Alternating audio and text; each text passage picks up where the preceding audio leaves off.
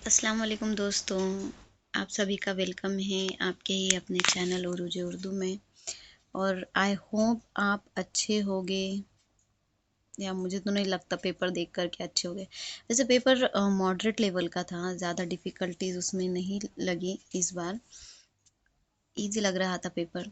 देखते हैं चलो एक्सप्लेनेशन। और ये मेरे पास जो पेपर मुझे मिला है उसके अंदर ये वाला पेपर जो है ये सेट बी का है, तो आप आपके अकॉर्डिंग इसे देख ले। तो शुरू करते हैं। पहला क्वेश्चन है यहाँ पर इन्वायरमेंटल स्टडीज़ का एक्सप्लेनेशन हम लोग देखने वाले 2025 के महा टीईटी के पेपर का। तो पहला क्वेश्चन है यहाँ पे 121, जदीद भारत की तारीख के अहद को बुनियादी तौर पर किसका दौरे हुकूमत माना जाता है? ऑप्शन आप लोगों के हैं जमादार और देसी रियासतें। ऑप्शन नंबर 2 है सरमायादार और बरतानवी। ऑप्शन नंबर 3 है सामनत और बरतानवी। और ऑप्शन नंबर 4 है बरतानवी हुकूमत और देसी रियासतें। तो यहाँ पर आप लोगों का दोस्तों ऑप्शन नंबर 2 जो है वो सही हो जाएगा, सरमायादार और बरतानवी। ये जो है जदीद भारत की तारीख का अहद का बुनियादी तौर पर ये दौर कहलाता है, सरमायादार और बरतानवी हुकूमत जो है सरमायादाराना निज़ाम की शुरुआत की थी। देन नेक्स्ट क्वेश्चन आप लोगों का है, महाराष्ट्र राज्य पाठ्यपुस्तक निर्मिती व अभ्यासक्रम संशोधन मंडल तंजीम तुलबा के लिए कौन से महानामा शाये करती है? ऑप्शन आप लोगों के हैं ऑप्शन नंबर 1 किशोर, ऑप्शन नंबर 2 किलबिल, ऑप्शन नंबर 3 क्या है जीवन शिक्षण, ऑप्शन नंबर 4 शिक्षण संक्रमण। तो दोस्तों ये क्वेश्चन जो है ये ईवीएस के बुक में अगर आप लोग देखें तो कोई भी बुक में अवेलेबल नहीं है, ना ज्योग्राफी की है ना हिस्ट्री की है। तो ये आप लोगों को करंट अफेयर्स जिसे कहते हैं या फिर जीके भी हम कह सकते हैं ना, जनरल नॉलेज का क्वेश्चन आपको यहाँ पर देखने को मिल रहा है। तो इसका सही ऑप्शन दोस्तों किशोर है। महाराष्ट्र राज्य पाठ्यपुस्तक निर्मिती व अभ्यासक्रम संशोधन मंडल ने जो है किशोर नामी ये माहनामा जो है ये शाये करती है। देन नेक्स्ट क्वेश्चन है, जद्दोजहद आज़ादी में काकोरी साजिश का ताल्लुक किस वाक़ये से है? तो ऑप्शन आप लोगों के हैं चितगांव के हथियारों का जखीरा पर हमला, दूसरा है रेलवे के जरिए जाने वाले सरकारी खजाने का लूटना, तीसरा है हावड़ा सप्पूर वाकिया, चौथा है सेंट्रल असेंबली बम केस। तो दोस्तों यहाँ पर जो है आप लोगों का ऑप्शन नंबर 2 सही होगा, रेलवे के जरिए जाने वाली सरकारी खजाने को लूटना। ये जो काकोरी के करीब जो है इन लोगों ने, जो फ्रीडम फाइटर्स थे हम लोगों के, उन लोगों ने क्या किया था, रेलवे के ज़रिए जो है सरकारी खजाने को लूटा था। तो इसका सही ऑप्शन ऑप्शन नंबर 2 हो जाएगा। देन नेक्स्ट क्वेश्चन है, मुत्तहिद महाराष्ट्र तहरीक में मावला इस कलमी नाम से कार्टून किसने बनाए? मतलब कि यहाँ पर अगर आप लोग इसी क्वेश्चन को इंग्लिश में अगर पढ़ें, आप लोगों के पास क्वेश्चन पेपर होगा, मैंने इसमें इंग्लिश ऐड नहीं किया है, मैं यहाँ पर मेरे पास जो दूसरा पीडीएफ है उससे पढ़ती हूँ। Who drew characters in the newspaper under the pen name Mavla during the Samyukta Maharashtra movement. यानी कि यहाँ पर अगर हम इसे कहे तो हास्य चित्र जो है पेपर के अंदर कार्टून्स की शक्ल में, ये समय युक्त महाराष्ट्र मूवमेंट के वक्त कौन से जो यहाँ पर नेम दिए हैं उनके नेम से मावला का चित्र बनाया गया था। तो ऑप्शन आप लोगों के हैं आर के लक्ष्मण, दूसरा है सुधीर तेलंग, तीसरा है प्रबोधनकार केशव ठाकरे और चौथा है बाला साहेब ठाकरे। तो यहाँ पे दोस्तों ये जो ऑप्शन नंबर 3 है प्रबोधनकार केशव ठाकरे, ये जो है इनके बाला साहेब ठाकरे के जो है वालिद साहब हैं। और ये जो बाला साहेब ठाकरे है यहाँ पर हमारा ये ऑप्शन सही होगा, क्योंकि इन्हीं के जो है कार्टून्स के पोस्टर जो है मावला नाम से शाये हुए थे, इनके कार्टून्स बनाए गए थे। अब यहाँ पे नेक्स्ट क्वेश्चन है आप लोगों का 125। राज्यसभा डैश ऐवान नहीं है, कौन सा ऐवान नहीं है, राज्यसभा कौन सा ऐवान नहीं है। आप लोगों के ऑप्शन नंबर 1 है आला, दूसरा है सानवी, तीसरा है अदना और चौथा है मुस्तकिल। तो दोस्तों यहाँ पे राज्यसभा जो है ये पार्लियामेंट का अहम हिस्सा कहलाता है और इसीलिए ये क्या नहीं होगा, ये अदना नहीं होगा। इसलिए यहाँ पर आप लोगों का जो है ऑप्शन नंबर 3 जो है अदना या लोअर जिसे कहेंगे हम, वो सही हो जाएगा, क्योंकि राज्यसभा जो है ये पार्लियामेंट के अंदर आला मुकाम रखती है। मंदरजा झैल मुतबादिल में सदर जमहूरिया किसका तकर्रुर नहीं करते। ऑप्शंस हैं आप लोगों के इलेक्शन कमिश्नर, वजीर आजम, गवर्नर और नायब सदर। तो यहाँ पर जो है आप लोगों का ऑप्शन नंबर 4 सही होगा, नायब सदर जमहूरिया। मंदरजा झैल मुतबादिल में से जो है सदर जमहूरिया जो किसका तकर्रुर नहीं करते, तो नायब सदर का तकर्रुर नहीं करते हैं। और यहाँ पर अगर वैसा देखा जाए तो वजीर आजम जो है ये सदर जमहूरिया का तकर्रुर करता है ना।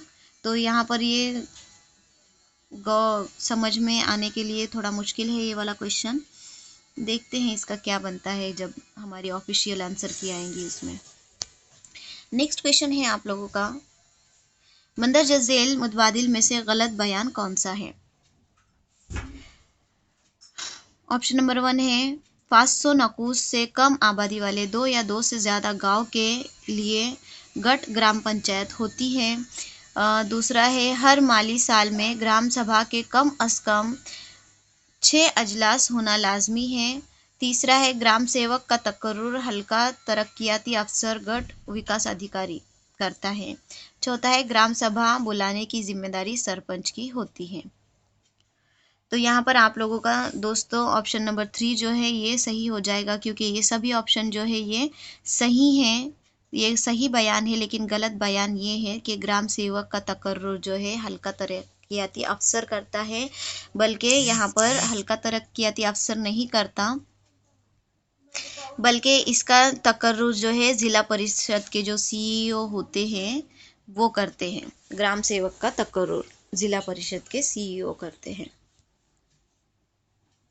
देन नेक्स्ट क्वेश्चन है दोस्तों, गुरूब आफ्ताब के बाद बहने वाली हवाएं कौन सी है।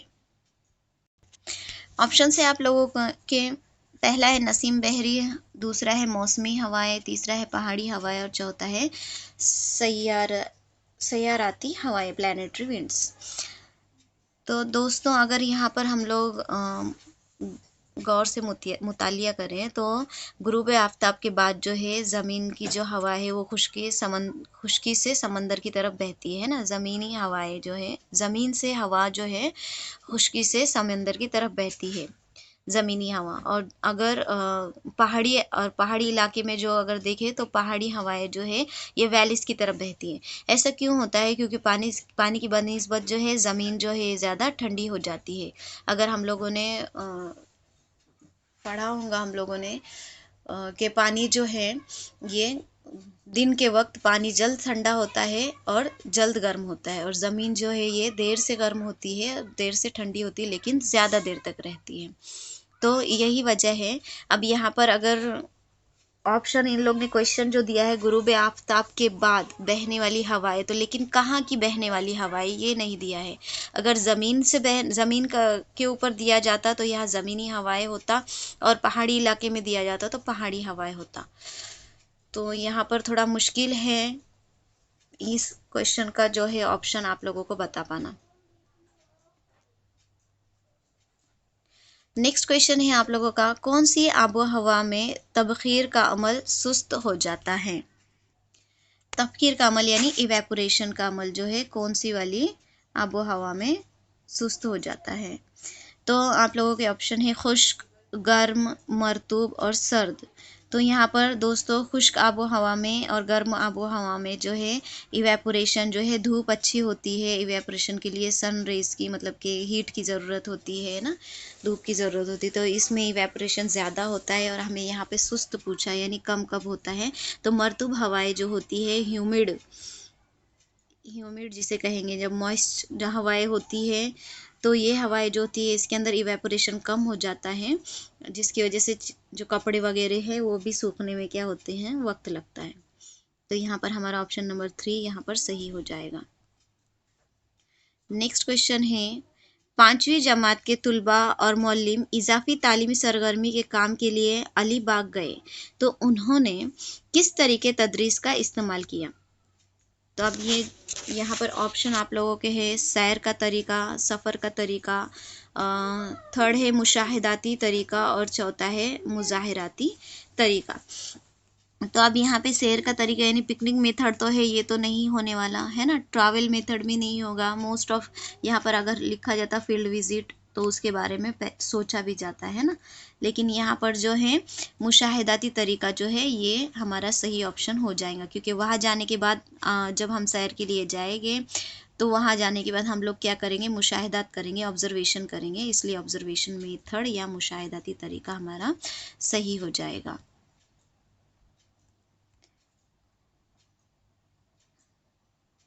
नेक्स्ट क्वेश्चन है दोस्तों, अजंता की गार कौन से ज़िले में वाक़ है।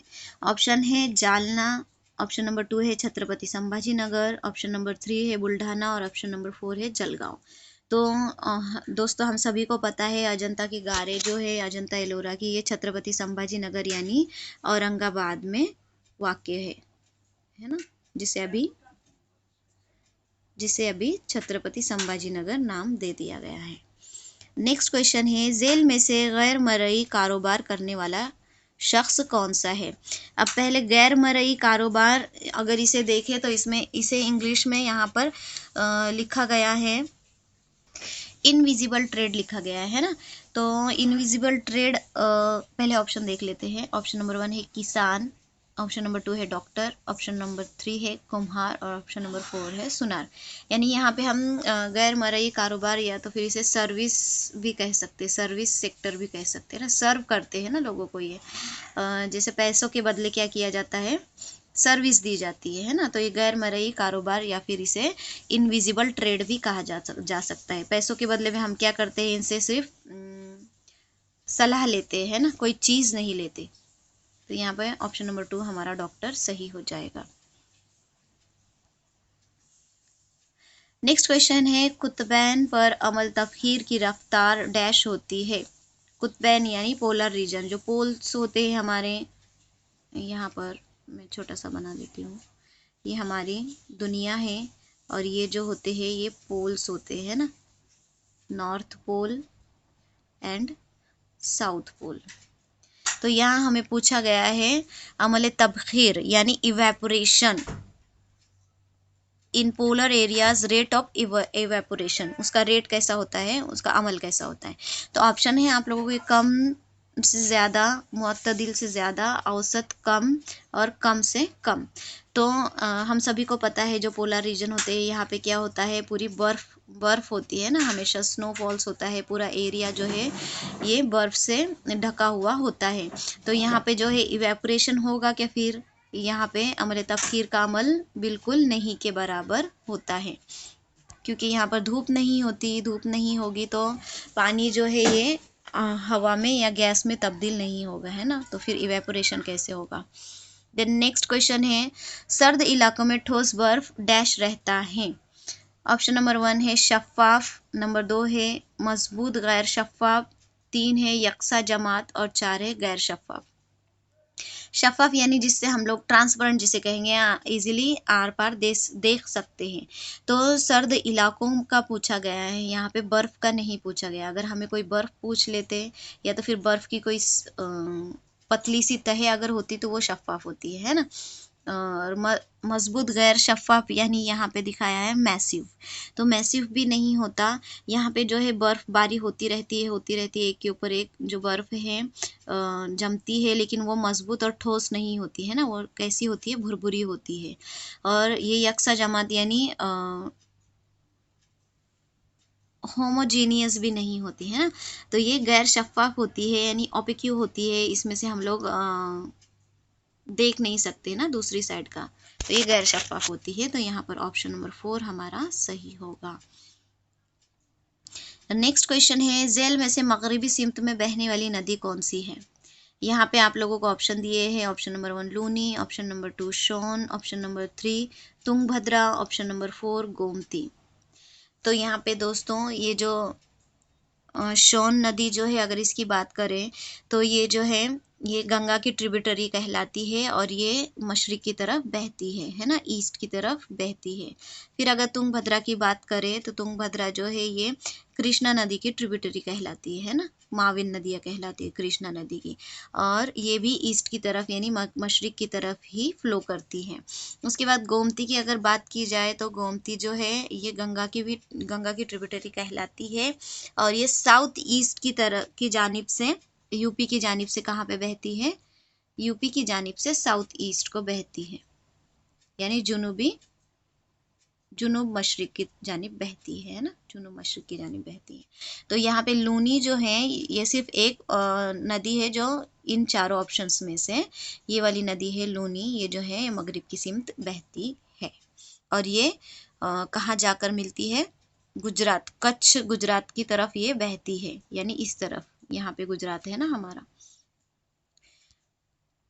नेक्स्ट क्वेश्चन है दोस्तों, इसरो जेल में से किस का मुखफ़िफ यानी हम क्या कहेंगे, फुल फॉर्म है ना, कौन सा फुल फॉर्म जो है ये इसरो का है?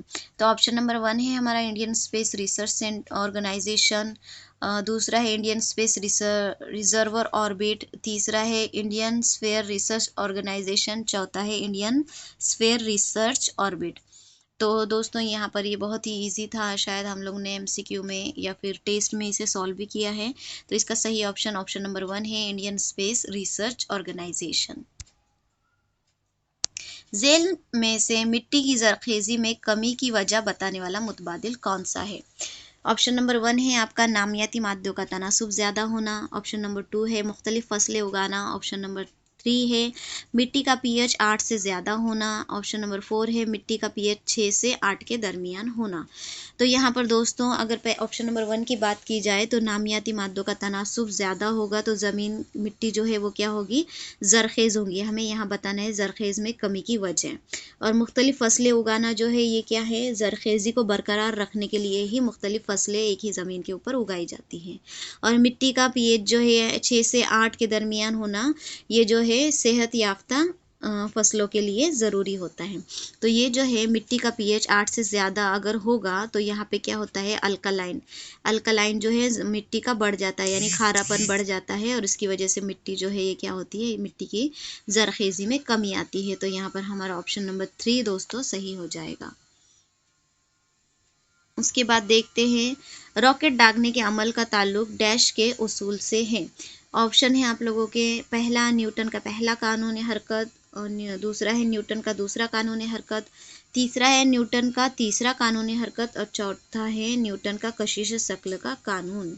तो यहाँ पर न्यूटन ने रॉकेट से रिलेटेड ये 3 कानून दिए थे, न्यूटन का पहला, दूसरा और तीसरा कानून। लेकिन रॉकेट दागने के अमल का जो है ये नंबर 3 का जो है न्यूटन का तीसरा कानून, ये हमारा सही ऑप्शन होगा, क्योंकि यहाँ पर जो है रॉकेट दागते वक्त जो है गर्म गैस जो है रॉकेट नीचे की जानिब क्या करता है, ढकेलता है, और इसके रद्द अमल की वजह से क्या होता है, गैस का खराज से जो है मुखालिफ सिमत में जो है कुव्वत पैदा होती है और रॉकेट जो है आसमान की तरफ उड़ता है। और फिर ये जैसे जैसे ईंधन जलने लगता है वैसे वैसे रॉकेट की रफ्तार क्या होती है, बढ़ने लगती है। और फिर दूसरे कानून में ये आता है कि ईंधन जो है जलने के बाद रॉकेट की रफ्तार, जैसे जैसे ईंधन जलेंगे रॉकेट की रफ्तार आगे आगे बढ़ती जाएगी। और ये न्यूटन के पहले कानून में एक सिमत में जाकर जो है रॉकेट क्या होगा, उसकी जो रफ्तार है वो एक जैसी हो जाएंगी, लीनियर हो जाएंगी, और ये तो हम सभी को पता है। नेक्स्ट क्वेश्चन है दोस्तों, आइसक्रीम बनाने और उसे ठंडा रखने के लिए किसका इस्तेमाल किया जाता है? ऑप्शन नंबर 1 है मुंजमद कार्बन डाइऑक्साइड, ऑप्शन नंबर 2 है मुंजमद कार्बन मोनोऑक्साइड, ऑप्शन नंबर 3 है माई नाइट्रोजन, और ऑप्शन नंबर 3 है हाइड्रोजन। तो यहाँ पे अगर हम देखें तो ऑप्शन नंबर 1 मुंजमद कार्बन डाइऑक्साइड, ये जो है ये एक जहरीली गैस होती है जो खाना या कोई खाने की चीज़ बनाने में इस्तेमाल नहीं की जाती।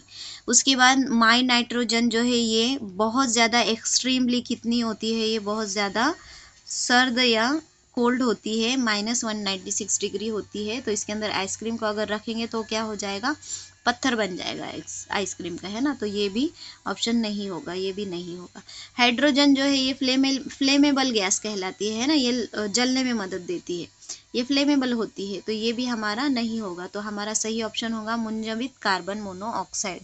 ये जो है ये रेफ्रिजरेटर में इस्तेमाल की जाती है और सिब्लिमेशन करती है ना, ये यानी ये क्या करती है, ये बर्फ़ को डायरेक्ट गैस की हालत में तब्दील करती है। अगर बर्फ़ को हम देखेंगे बहुत ज़्यादा, रेफ्रिजरेटर का ऊपर का हिस्सा अगर हम खोलें तो खोलते के साथ बर्फ़ में से हम लोगों को क्या नज़र आती है, गैस नज़र आती है। तो ये सिब्लिमेशन का काम करता है, इसमें माय हालत बीच में प्रोसेस में नहीं होती। तो ऑप्शन नंबर 2 हमारा राइट आंसर होगा। देन नेक्स्ट है खून के नाहल पजीर ठोस अज्जा अलहदा करने के लिए कौन सा तरीका इस्तेमाल किया जाता है? अब ये साइंस से रिलेटेड ही क्वेश्चन है, ये वाला भी साइंस से रिलेटेड ही है ऑलमोस्ट। इसके पहले वाला भी साइंस से रिलेटेड ही था। ओके, तो यहाँ पे देखते हैं ऑप्शन। ह्यूमिलेस का तरीका ऑप्शन नंबर 2 है, मरकज़ गुरेज का तरीका ऑप्शन नंबर 3 है, खून पाशीदगी का तरीका ऑप्शन नंबर 4 है, अमल कशीद का तरीका। तो यहाँ पे दोस्तों हमारा जो है सही ऑप्शन यहाँ पे मरकज़ गुज़ीर का तरीका होगा, क्योंकि यहाँ पर जो है लेबोरेटरी जो होती है उसके अंदर अगर खून को टेस्ट करने के लिए लेकर जाया जाता है तो उसमें जो अनडिज़ोल्व होने वाले जो सॉलिड मादे होते हैं उन्हें अलग करने के लिए कौन सा प्रोसेस इस्तेमाल होता है, तो इसको सेंट्रीफ्यूगेशन मेथड यानी मरकज़ गुज़ीर का तरीका कहते हैं। इसके अंदर जो एक लीड होती है उसके अंदर जो है ब्लड को डाला जाता है और उसे ज़ोर ज़ोर से हिलाया जाता है, जिससे क्या होता है जो सॉलिड मादे होते हैं वो नीचे रह जाते हैं और बाकी जो है वो जो ज़्यादा लिक्विड होता है वो ऊपर रहता है और गाढ़ा जो होता है लिक्विड वो नीचे रह जाता है। तो उससे यहाँ पर इजीली क्या होता है, सेपरेशन का मेथड जो है वो क्लियर होता है, यानी अनडिज़ोल्व जो खून के अंदर डिज़ोल्व नहीं होते वो मादों को अलग करने का काम मरकज़ गुरेज तरीके से किया जाता है। ऑप्शन नंबर 2 हमारा सही हो जाएगा। नेक्स्ट क्वेश्चन है दोस्तों, हिमालय की नदियों में गर्मी में सैलाब आने का अमल कौन सी तब्दीली की वजह से होता है? हिमालय में जो है नदियों में जो सैलाब आते हैं तो वो क्या वजह है उसकी? ऑप्शन आप लोगों के हैं। ऑप्शन नंबर 1 है पिघलाव, ऑप्शन नंबर 2 है तकशीफ, ऑप्शन नंबर 3 है तस्ईद और ऑप्शन नंबर 4 है तबखीर। यानी यहाँ पे हम लोग कहेंगे मेल्टिंग, कंडेंसेशन इसे कहेंगे, सिब्लिमेशन कहेंगे और इवेपोरेशन कहेंगे। इवेपोरेशन से तो जाहिर है कि यहाँ पे इवेपोरेशन से कैसे सैलाब आएगा। सिब्लिमेशन यानी मुंजमद होने का अमल होता है, इससे भी सैलाब आने की कोई चांसेस नहीं होते हैं। कंडेंसेशन मुंजमद होना नहीं, कंडेंसेशन जो है ये मुंजमद होने का अमल है और तस्ईद या हम सब्लिमेशन कहेंगे तो ये हवा बनने का या गैस बनने का अमल है, बर्फ़ से गैस बनने का अमल है। तो यहाँ पर बचता है मेल्टिंग, पिघलाव। तो जब नदियाँ जो है पिघलने लगती है तो फिर क्या होता है, सैलाब आना शुरू हो जाता है। बहुत इजी आंसर था इसका, क्वेश्चन था ये वाला। देन यहाँ पे क्वेश्चन नंबर 142 है, जेल में जोड़ियों की अक़साम और हड्डियों की जोड़ियाँ दी गई हैं, इनमें गैर मुतल्लिका मुतबादिल कौन सा है? अब यहाँ पर अगर हम लोग देखें तो यहाँ पे गैर मुतल्लिका पूछा है ना, जिसका किसी से कोई ताल्लुक़ नहीं है। लेकिन ऑप्शन अगर आप लोगों ने पढ़े होंगे, आप बहुत होशियार है, है ना। आप लोग कुछ समझदार है, क्वेश्चन समझते हैं। यहाँ पर मैंने आपको पहले ही बताया था, क्वेश्चन में अगर कुछ गड़बड़ी लगे उर्दू में तो आप लोगों ने क्या करना है, उसे इंग्लिश में पढ़ लेना है। तो यहाँ पर अगर इंग्लिश का देखें तो यहाँ पर इंग्लिश में ये दिया गया था question, choose the correct option from the given pair of type of joints and bones. यानी यहाँ पे सही ऑप्शन आप लोगों को सिर्फ चुनना था। अब यहाँ पे हमको उर्दू में गैर मुतल्लिका मुतबादिल दे दिया गया, तो हो सकता है यहाँ पर आप लोगों की जमलिंग हुई होंगी, और अगर आप लोगों ने पढ़ा होगा तो बहुत अच्छी बात है। अब हम लोग पढ़ना शुरू करते हैं। यहाँ पे पहला हम लोग को दिया है गेंद और प्याला नुमा जोड़, यानी इसे बॉल और एंड जॉइंट, सॉकेट जॉइंट कहते हैं ना। तो ये जो है ये हर तरफ क्या कर सकता है, हरकत करने वाला जॉइंट होता है, और ये मोस्टली कहाँ पर नज़र आता है, तो ये हमारे शोल्डर में होता है ना। तो हम अब यहाँ पर देखेंगे, पहला जो है शोल्डर कहाँ है, कंधा, डी। पहले का ऑप्शन कहाँ पर दिख रहा है आप लोगों को, बी है, अलिफ है, बे है, दाल है। तो यहाँ पहले नंबर में ही दिख रहा है, लेकिन सब देख लेते हैं।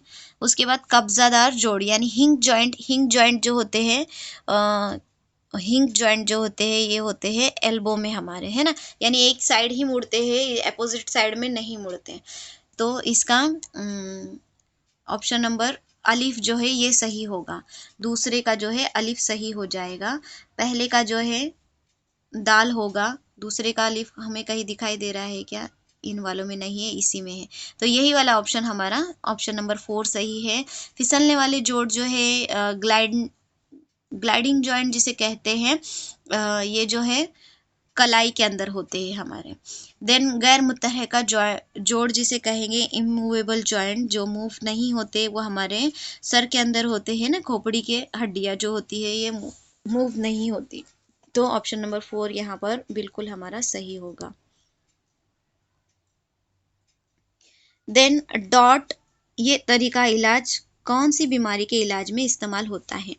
ऑप्शन है आप लोगों के यरकान, ऑप्शन नंबर 2 है मियादी बुखार, ऑप्शन नंबर 3 है मलेरिया, ऑप्शन नंबर 4 है तबदिक। तो डॉट क्या है, पहले दोस्तों ये समझने की ज़रूरत है। डॉट जो है डायरेक्टली ऑब्जर्व थेरेपी कहलाती है, और ये सिर्फ और सिर्फ टीबी के अंदर यानी तबदिक के अंदर इस्तेमाल होती है। इसके अंदर ये जो बीमारी है इसे 6 से 12 महीनों के बीच में इलाज के लिए जो दवाइयाँ है फराहम की जाती है, और ये बहुत ज़रूरी होता है। अगर पेशेंट तबदिक का पेशेंट जो है दवाइयाँ वक्त पर नहीं ले रहा है तो उसकी जो बीमारी है बढ़ने का खतरा होता है।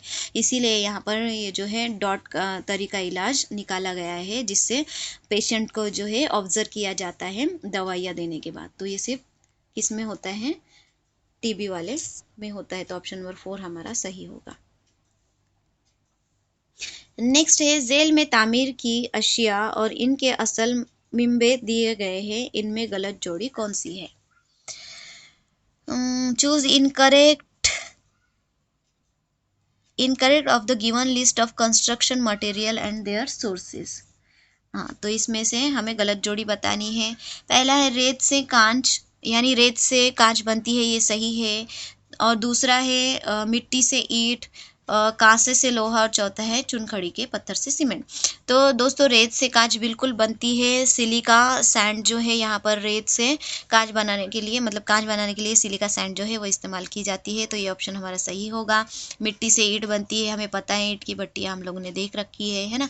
चुनखड़ी के पत्थर से सीमेंट बनता है, ये भी बिल्कुल हमें पता है। तो कांसे से लोहा नहीं बनता, बल्कि लोहा और कॉपर से जो है कांसा, जिसे ब्रोंज हम कहते हैं, वो बनता है। तो यहाँ पे हमें क्या पूछा है, गलत जोड़ी पूछा है। तो गलत जोड़ी हमारी कांसे से लोहा है। नेक्स्ट क्वेश्चन है जबान पर छोटे छोटे उभार नजर आते हैं, इनको डैश कहते हैं। तो ऑप्शन है आपके गिजाई नाली, ऑप्शन दो है जायक कुलिया, ऑप्शन 3 है जायक आजा, ऑप्शन नंबर 3 है जायका नली। तो यहाँ पे इसमें इसे अगर हम कहेंगे कि ज़बान के ऊपर छोटे छोटे जो डॉट्स होते हैं, हमारे छोटे छोटे उभार होते हैं, जैसे बिल्कुल छोटे छोटे फोड़े की तरह नज़र आते हैं, तो ये जो होते हैं ये हमारे ज़बान में टेस्ट के लिए होते हैं ना। तो इसे टेस्ट बर्ड कहा जाता है। टेस्ट बर्ड यानी जायका कुलिया इसे कहा जाता है। ऑप्शन नंबर 2 हमारा सही होगा। छत्रपति शिवाजी महाराज के काबिल एतमाद साथी और इनकी जिम्मेदारियों की गलत जोड़ी कौन सी है? जिम्मेदारों की गलत जोड़ी कौन सी है? Which is an inappropriate pair in the context of Chhatrapati Shivaji Maharaj trusted associates and their responsibility. Okay, option number 1 है पैदल दस्ते का अफसर नूर बेग। ऑप्शन नंबर 2 है बहरी बेड़े का अफसर मोहम्मद कुली खान। ऑप्शन नंबर 3 है फौज का सरदार सिद्दी हिलाल। ऑप्शन नंबर 4 है शिवाजी के वकील काजी हैदर। तो यहाँ पर दोस्तों अगर आप लोगों ने बगौर मुतालिया किया होगा तो यहाँ पर हम अगर देखें तो ये जो है पैदल दस्ते के अफसर नूर बेग यहाँ पर दिया है, लेकिन एक्चुअल में ये जनरल चीफ थे। ये क्या थे? जनरल चीफ थे फौज के, है ना। ये कोई पैदल दस्ते के अफसर, यहाँ पे बहुत सारे जो है दस्ते थे अलग अलग, है ना, उनके अलग अलग सेक्शन थे। तो ये जो थे जनरल चीफ थे, ये कोई इसके पैदल दस्ते के अफसर नहीं थे। उसके बाद अगर दूसरा देखिए बहरी बेड़े का अफसर, हम यहाँ पे ऑप्शन हमें दिया है मोहम्मद कुली खान। तो यहाँ पर बहरी बेड़े के अफसर जो है वो दौलत खान और मयंक भंडारी जो है वो थे, मयंक भंडारी। ये दो लोग थे बहरी बेड़े के अफसर, मोहम्मद कुली खान नहीं थे। फिर अगर यहाँ पे ऑप्शन नंबर 3 हम देखें, फौज का सरदार सिद्दी हिलाल। तो फौज का सरदार सिद्दी हिलाल जो है फौज के सरदार नहीं थे, बल्कि फौज के सरदार दिया है यहाँ पर, और यहाँ पे इंग्लिश में अगर देखें सरदार इन स्वराज्य के एक सरदार बताए गए हैं। तो सिद्दी हिलाल जो है ये मिलिट्री के एक ऑफिसर थे। इन्होंने बहुत सारी क्या की थी, जंगें लड़ी थी। एक जंग में वो लड़ते लड़ते शहीद भी हुए थे। तो ये सब जो जोड़ियाँ यहाँ पर है ना, ये सब जोड़ियाँ गलत है ना। और सही जोड़ी जो है शिवाजी के वकील काजी हैदर है। तो अगर यहाँ पर आपने गलत भी लगाया होगा तो हो सकता है कि ये क्वेश्चन जो है आपका इसे स्किप कर दिया जाए और यहाँ पर इजीली आप लोगों को 1 मार्क मिल जाए, क्योंकि यहाँ पर ना क्वेश्चन ऐसा होना चाहिए था सही जोड़ी कौन सी है, क्योंकि ये सब अगर हम लोग इसका मुतालिया करें गौर से तो ये सब गलत वाले हैं और ये वाली सही है। तो हो सकता है यहाँ पे आप लोगों को 1 मार्क मिल जाए, इसके चांसेस है। और महा टीईटी के आंसर की का तो पूछना ही क्या है। देखते हैं अब ऑफिशियल आंसर की आने के बाद क्या होता है। 1-2 क्वेश्चन आप लोगों के ऊपर नीचे होते ही रहते हैं, है ना। उसके बाद नेक्स्ट क्वेश्चन है आपका, रियासत के मुसन्निफ G.S. सरदेसाई ने मुस्तहकिम और मजबूत अक्ल वाला सिफत का इस्तेमाल किसके लिए किया है? ये रियासत जो है एक बुक लिखी गई थी, मराठी में लिखी गई थी। ये मुसन्निफ इनके G.S. सरदेसाई थे। तो ऑप्शन है आप लोगों के छत्रपति संभाजी महाराज। ऑप्शन नंबर 2 है छत्रपति राजा राम महाराज। ऑप्शन नंबर 3 है महारानी तारा रानी। ऑप्शन नंबर 4 है छत्रपति शिवाजी महाराज। तो यहाँ पर दोस्तों आप लोगों का ऑप्शन नंबर 2 जो है छत्रपति राजा राम महाराज सही हो जाएगा, क्योंकि इन्हें जो है एक बहुत रहमदिल इंसान माना जाता था और ये बहुत ज़्यादा अक्लमंद से ज़्यादा सूझबूझ वाले थे, इसीलिए यहाँ पर ऑप्शन नंबर 2 जो है आपका सही होगा। नेक्स्ट क्वेश्चन है, रामानंद सागर भारत एक खोज, क्वेश्चन मार्क दिया है यहाँ पर। भारत एक खोज तो कौन है यहाँ पर? ऑप्शन आप लोगों के है श्याम बेंगल। ऑप्शन नंबर 2 है B.R. चोपड़ा। ऑप्शन नंबर 3 है बासु चढ़जी। ऑप्शन नंबर 4 है गोविंद नहलानी। तो दोस्तों रामायण जो है हमें पता है रामानंद सागर ने इसका प्रोडक्शन जिसे कहेंगे या फिर फिल्म बनाई थी। रामायण एक फिल्म नहीं सीरीज चली थी, सीरियल चली थी रामायण, तो ये रामानंद सागर ने बनाई थी। और भारत एक खोज जो है ये लिखने वाले हमारे पंडित जवाहरलाल नेहरू है, जिन्होंने जेल के अंदर लिखी थी। लेकिन इसके ऊपर जो सीरियल बनाया गया था, जो दूरदर्शन के ऊपर चला था, वो बनाने वाले थे श्याम बेंगल। श्याम बंगल जिसे कहेंगे, है ना, बेंगल कहेंगे, बेंगल, श्याम बेंगल जो है इन्होंने ये सीरियल बनाया था। तो इसका सही ऑप्शन हमारा श्याम बेंगल हो जाएगा। देन 149 है, हैदराबाद रियासत के भारत के साथ अल्हाक की मुखालिफत करने वाली तंजीम कौन सी है? ऑप्शन है आप लोगों के Hyderabad state Congress, option number 2 Karnataka Parishad, option number 3 Razakar, option number 4 Andhra Pradesh. तो यहाँ पर दोस्तों आप लोगों का ऑप्शन नंबर 3 सही होगा, रजाकार। रजाकार जो है ये MIM की एक तंजीम है। MIM सभी को पता है, मुस्लिम लीग जो है, जो ओवैसी साहब के ज़रिए चलाई जाती है, और इनका मकसद ये है कि जो हैदराबाद रियासत जो है इसे एक आज़ाद मुस्लिम रियासत बनाई जाए, ये उनका मकसद है। तो इसकी मुखालिफत करने वाले जो है तंजीम के रजाकार हैं। देन नेक्स्ट क्वेश्चन है आप लोगों का 1991 इस साल कौमी और बैनुल अक़वामी सतह पर रोनुमा होने वाले अहम वाक़यात ज़ेल में से कौन से हैं? ऑप्शन है आपके अलिफ माशी इस्लाहात का आगाज़, बे है सोवियत यूनियन का इंतशार होना शायद ना, और तीसरा है जीम दुनिया भर में जारी सर्द जंग का आगाज़। ऑप्शन आप लोगों के दिए हैं सिर्फ अलिफ और बे, सिर्फ बे और जीम, सिर्फ अलिफ और जीम, और तीनों अलिफ बे और जीम। तो आप लोगों का सही ऑप्शन जो है यहाँ पर दोस्तों अलिफ और बे, ऑप्शन नंबर 1 होगा, क्योंकि यहाँ पर जो है ये दुनिया भर में जारी सर्द जंग जो है ये 1945 में ये चली थी। ये जंग जो है 1945 में इसका शुरुआत हुई थी। तो यहाँ पर हमारे दो ऑप्शन नंबर 1 सही हो जाएगा। तो आई होप दोस्तों आप लोगों को ये जो पेपर 2025 का जो हाल ही में हुआ है उसका एक्सप्लेनेशन समझ में आया होगा, और ऑप्शन भी समझ में आएंगे। हो सकता है कुछ ऐसे क्वेश्चन होते हैं जो कुछ कम ज़्यादा हो जाए, ऊपर नीचे हो जाए, आंसर की जो देते हैं वो लोग उस हिसाब से कम ज़्यादा हो भी सकता है। तो ठीक है दोस्तों, आज के लिए इतना काफ़ी है। खुश रहें और हमें आपकी दुआओं में याद रखें। तब तक के लिए जज़ाकल्लाहु खैरन व कसीरन कसीरा।